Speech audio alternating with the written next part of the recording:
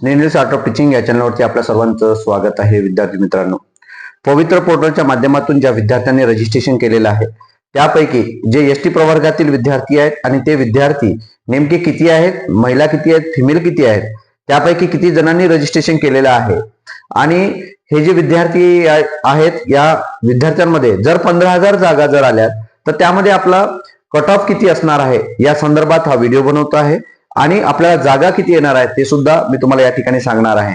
एक अंदाजित cut off आपण तुम्हाला सांगतो आहे. अजूनपर्यंत जागा आलेल्या नाहीयेत, परंतु 9 ते 10,000 जागा येईल असं आपल्याला वाटत आहे, परंतु त्या जागा वाढू शकतात हे सुद्धा मी तुम्हाला सांगतो आहे विद्यार्थी मित्रांनो.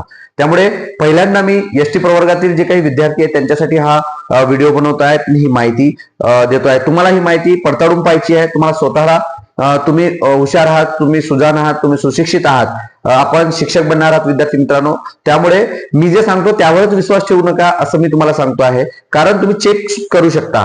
कारण मी म्हणतो तेच खरं आहे असं मी मानत नाही किंवा मी तुम्हाला सांगत नाही. तुम्ही स्वतः क्रॉस चेक करा आणि त्यानंतर त्याच्यावरती विश्वास तुम्हाला ठेवायचा आहे.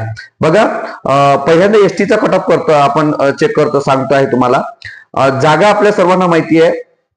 जागा म्हणजे आपल्याला किती विद्यार्थ्यांनी टेट दिलेली आहे, तर 2,11,000 विद्यार्थ्यांनी अर्ज केलेले होते. त्यापैकी 2 लाख विद्यार्थ्यांनी परीक्षा दिली. त्यापैकी जी टेट परीक्षा आहे त्या टेट परीक्षेचं झाल्यानंतर जे रजिस्ट्रेशन आहे ते 1,80,000 विद्यार्थ्यांपर्यंत या विद्यार्थ्यांनी काय केलं, रजिस्ट्रेशन केलेलं आहे, सेल्फ सर्टिफाय केलेलं आहे.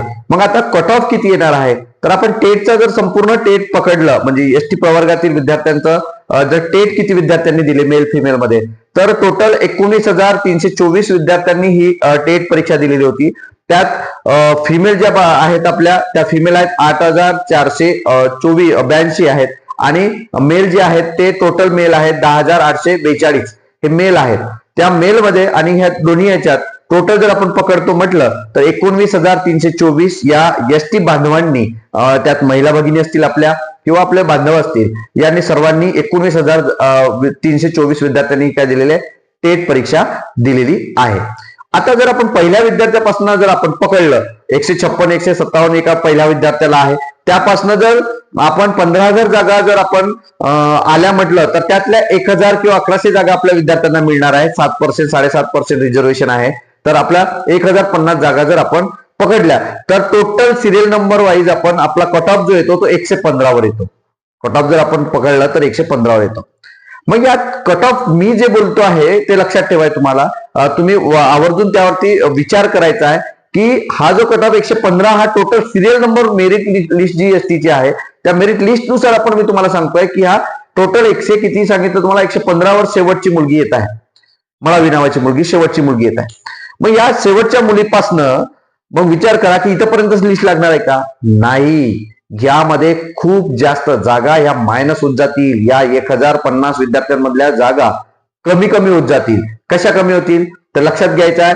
पहिल्यांदा जे ओपन आहे इथले एसटीतले विद्यार्थी कुठे जातील, ज्यांना 156 मार्क्स आहे, 140 आहे, 145 आहे, 130 पर्यंत किंवा 135 पर्यंत जर ओपनचा कट ऑफ लागला तर विद्यार्थी मित्रांनो हे जे वरचे जे विद्यार्थी आहेत म्हणजे ज्यांना जास्त गुण आहे 135 140च्या वर, ही सर्व विद्यार्थी एसटी प्रवर्गातील कुठे जातील, ओपन कॅटेगरी मध्ये जातील. ओपन मध्ये जातील म्हणजे या जागा कोणाला मिळतील, जे एसटी विद्यार्थी आहेत, एसटी सर्वसाधारण मधले जे विद्यार्थी आहेत त्यांना या जागा मिळतील.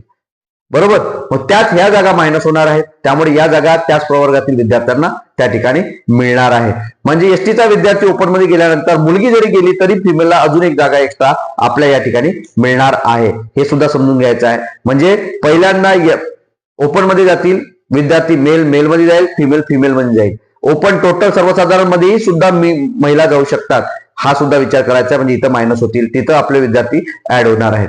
नंतर एसटी मधल्या महिला ज्या विद्यार्थी आहेत, महिला विद्यार्थिनी आहेत, त्यामध्ये सुद्धा ओपनचे जे सर्वसाधारण जागा एसटी मधल्या तिथं सुद्धा महिला विद्यार्थी त्या ठिकाणी जाणार आहेत. म्हणजे महिलाचा सुद्धा कट ऑफ पुन्हा कमी कमी येत आहे, हे सुद्धा समजून घ्यायचं आहे. नंतर जे 19,000 विद्यार्थी आहेत, या 19,000 विद्यार्थ्यांमध्ये सर्वाधिक विद्यार्थी जर कोणते असतील तर मी तुम्हाला सांगतो ते बीएड पास असणारे विद्यार्थी आहेत. बीएड ज्यांनी बीएड दिलेलं आहे ते. काही असे विद्यार्थी असतील की ज्यांनी काय केलेलं असेल, सेकंड इयरला होते त्यांनी परीक्षा, जे सेकंड इयरला होते त्यांनी सुद्धा ही परीक्षा दिलेली आहे. काही असे विद्यार्थी आहेत की जे सीटीटी आणि टीईटी पास नाहीत असे विद्यार्थी आहेत जे बीएड धारक आहेत, पण सीटीटी टीईटी पास नाहीत. काही असे विद्यार्थी आहेत या 19,000 मध्ये जे फक्त आणि फक्त पेपर 2 पास आहेत, पेपर 1 पास नाहीत. काही असे विद्यार्थी आहेत की फक्त पेपर 1च पास आहेत, पेपर 2 पास नाहीत.